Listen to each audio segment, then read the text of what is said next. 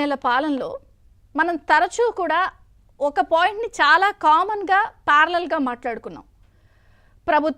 ప్రభుత్వానికి సంబంధించిన అధికారుల తీరు, లేకపోతే ఐఏఎస్లు ఐపీఎస్లు వ్యవహరిస్తున్న తీరు, అసలు వీళ్ళు ఐఏఎస్లా ఐఆర్ఎస్లా, ఎందుకు ఇంత మిగిలిన రాష్ట్రాల్లో ఒకలాగా ఉంటే ఆంధ్రప్రదేశ్లో అసలు రూల్స్ బుక్ వీళ్ళు పాటించట్లేదా, రూల్ ఆఫ్ లా ఏం చెప్తోంది, ఎందుకు ఇంత విభిన్నంగా ప్రవర్తిస్తున్నారు, అరే కాస్త కామన్ సెన్స్ బేసిక్ సెన్స్ ఉన్నోళ్ళు కూడా ఇది కాదు కదా, ఇది ఇలా చెయ్యరు కదా, ఇది ఇలా వర్తించదు కదా అని చాలా సామాన్యుడు కూడా చర్చించిన అంశం. ప్రధానమైంది అధికారుల వ్యవహరించిన తీరు ఆంధ్రప్రదేశ్లో జగన్ గారు సర్కార్ ఉన్నప్పుడు. అయితే ఇప్పుడు కొత్త ప్రభుత్వం కొలువు తీరింది. సో 58 నెలల పాలనకి సంబంధించి కాలం ఎప్పుడు ఒకలాగే ఉండదు కదా. మనం ఏది చేస్తామంటే అది ఏకపక్షంగా చేస్తాము, రూల్స్ పాటించము, మేము చెప్పిందే రూల్స్, కొమ్ము కాస్తాము అంటే కుదరదు. సమయం ఇప్పుడు ఒక క్లాక్ ఉందంటే ఖచ్చితంగా అది రౌండ్ కంప్లీట్ చేస్తుంది. చేసినప్పుడు ఏమవుతుంది అంటే మారినప్పుడు ఖచ్చితంగా తప్పులకి లెక్క చెప్పాలి. ఏదైతే ఇంకొక మాట కూడా మనం తరచూ విన్నాం, వ్యవస్థలు ధ్వంసం అయిపోయాయి, అసలు ధ్వంసరచన జరుగుతోంది, ఆంధ్రప్రదేశ్లో వ్యవస్థలు ఉన్నాయా, అసలు ఏమిటి, వివిధ శాఖల్లో పనిచేస్తున్నటువంటి అధికారుల తీరు ఏ విధంగా ఉంది, కేవలం ప్రతిపక్షాలని లేకపోతే రాజకీయ ప్రత్యర్థుల్ని అణిచివేయడానికే సిస్టమ్ పనిచేస్తోందా అని చాలామంది బాహాటంగా ఓపెన్గా న్యాయ నిపుణులైనా లేకపోతే రిటైర్డ్ అధికారులైనా కాస్త రాజకీయం తెలిసిన వాళ్ళు సామాన్యులు ప్రతి ఒక్కళ్ళు కూడా వ్యవస్థలు నాశనం అయ్యాయి, ధ్వంసరచన జరిగింది, పునాదుల నుంచి నిర్మించాలి.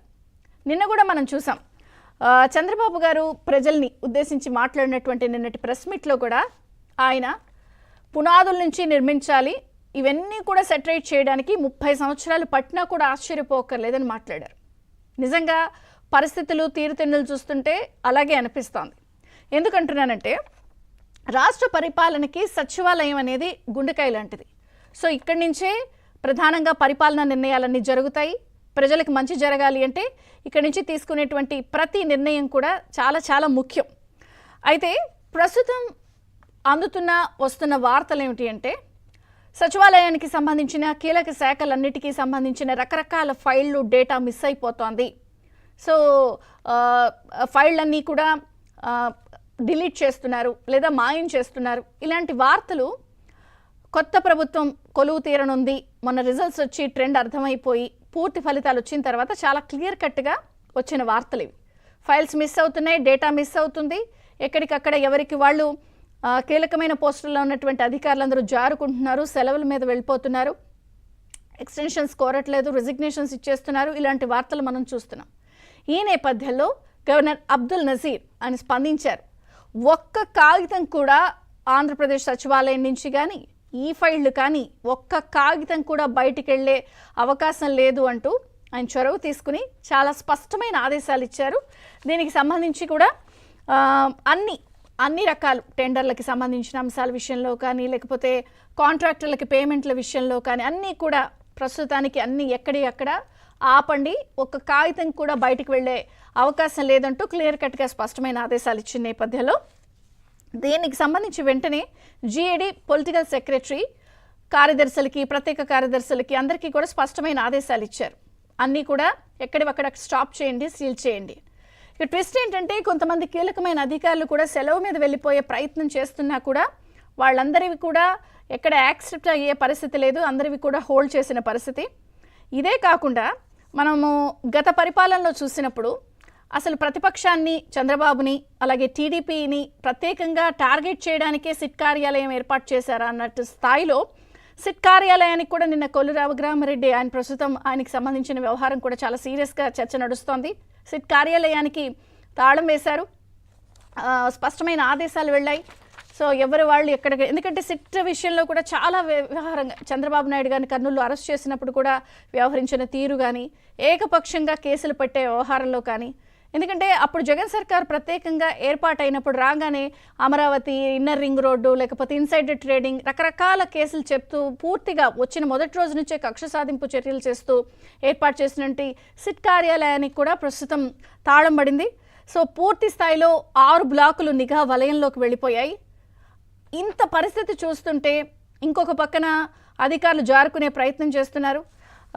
ఎవరికి వాళ్ళు సైలెంట్ అయిపోయాని పరిస్థితి. నిజంగా అంటకాగిరి వ్యక్తులు ఎవరైతే అధికారులు కానీ వీళ్ళందరూ ఉన్నారో ఒక రకంగా అన్ని శాఖల్లో కూడా వాళ్ళ గుండెల్లో రైళ్లు పరిగెడుతున్న పరిస్థితి. అలాగే చీఫ్ సెక్రటరీ ఎవరైతే జవహర్ రెడ్డి గారు ఉన్నారో వారి మీద కూడా రకరకాల ఆరోపణలు విమర్శలు మనం చూసాం. ప్రస్తుతం ఆయన కూడా కొంత జారుకోండి అనే సంకేతాలు ఇస్తున్నారు అన్నటువంటి వార్తలు విమర్శలు కూడా వస్తున్నాయి. ఈ నేపథ్యంలో చంద్రబాబు గారు మళ్ళీ ప్రమాణ స్వీకారం చేసేలోపు అందరూ సర్దుకోండి అన్నటువంటి సంకేతాలు ఇస్తున్నారన్న వార్తలు కూడా వస్తున్నాయి. సో అడ్డగోలుగా అక్రమ బదిలీలు, పదోన్నతులు, అస్మదీలకు 1000 కోట్లు విలువైన కాంట్రాక్టులు అన్నిటిపై కూడా ఆరోపణలు వస్తున్న నేపథ్యంలో పూర్తి స్థాయి ధ్వంస రచన జరిగింది అని చెప్పినప్పుడు పునాదుల నిర్మాణానికి సంబంధించి ఇప్పుడు లెక్క తేల్చే టైం వచ్చేసిందా? సో ఎవరికి వాళ్ళు అంటకాగిన వాళ్ళందరి గుండెల్లో రైళ్లు పరిగెడుతున్నాయా? హైరాణ పడుతున్నారా? మరి కొత్తగా ఏర్పాటు కాబోతున్నటువంటి కొలువుదీరుతున్నటువంటి ప్రభుత్వం ఇవన్నీ గాడిలో పెట్టే పరిస్థితి ఎంత మేర ఉంది, ఎంత సమయం ఉంది? మరి ఇలా జారుకోవడానికి ప్రయత్నిస్తున్నటువంటి అధికారులను ఏం చేస్తారు? కేవలం సస్పెన్షన్ చేసి వదిలేస్తారా? క్రిమినల్ చర్యలు తీసుకుంటారా వారిపై? లేకపోతే ఇవన్నీ కూడా సెటరేట్ అయ్యే పరిస్థితి ఉందా? బ్యూరోక్రసీలో ఈ స్థాయిలో వ్యవస్థల ధ్వంసానికి జరిగినటువంటి తీరుతెన్నులు, కొత్త ప్రభుత్వం ఇవన్నీ కూడా ఏ స్థాయిలో మరి గాడిని పెడుతుంది అన్ని చర్చిద్దాం.